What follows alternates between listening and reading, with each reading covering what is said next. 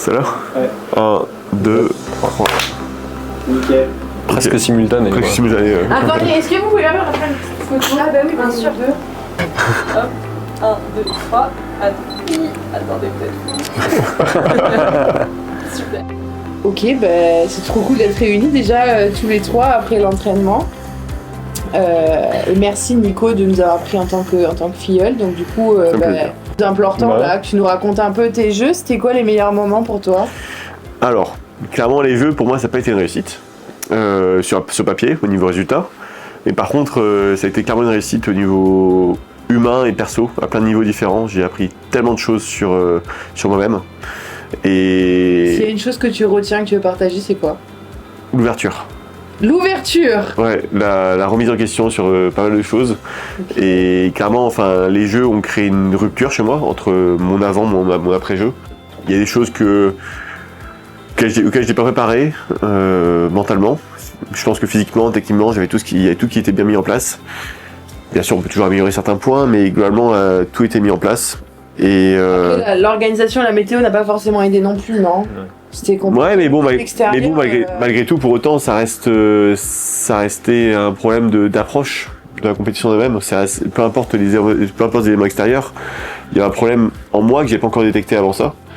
Et dans mon approche des choses, en tout cas, il y a un problème pour arriver à très haute performance que j'ai pas détecté avant et sur lequel je suis en train de travailler maintenant. Et par contre, qui m'apporte aussi beaucoup de choses dans ma vie en général. Qu'est-ce que tu as changé entre la PO d'avant et cette PO?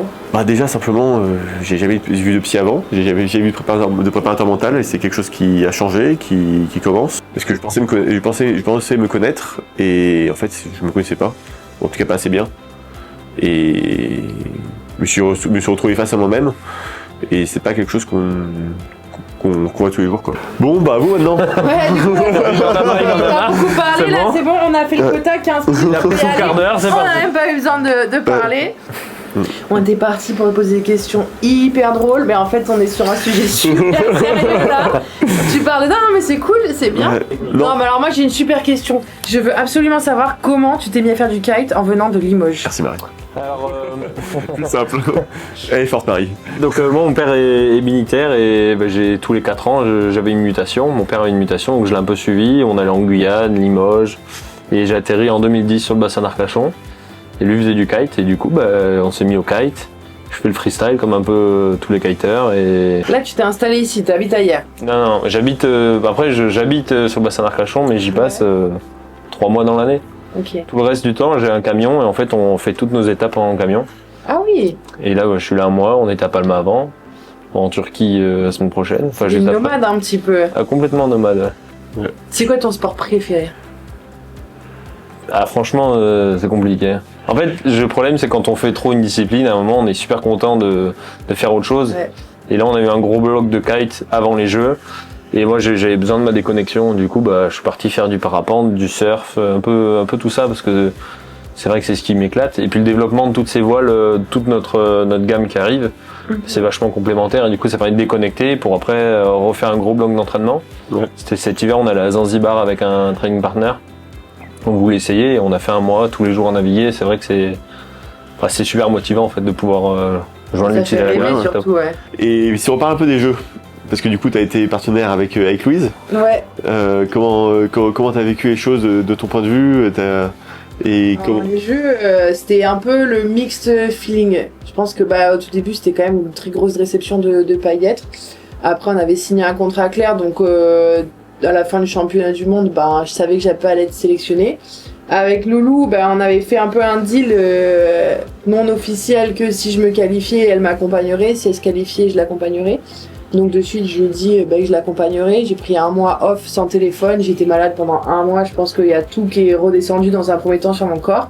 Elle a état de choc, 42 fièvres. Vraiment, ça a été l'enfer après la non-sélection. Et je suis revenue, je me suis entraînée avec Louise.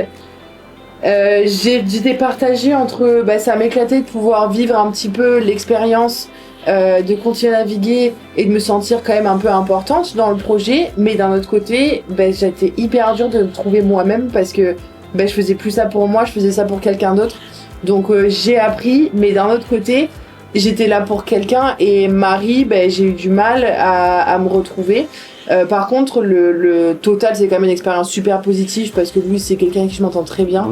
J'ai beaucoup rigolé. Par contre, d'un point de vue humain, ça s'est plutôt bien passé.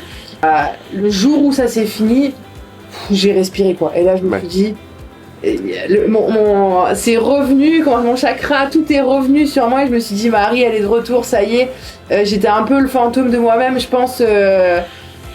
Parce que j'avais plus d'objectifs en fait. Et je pense que le pire dans notre vie, c'est de pas avoir d'objectifs. Je pense qu'on est bon là.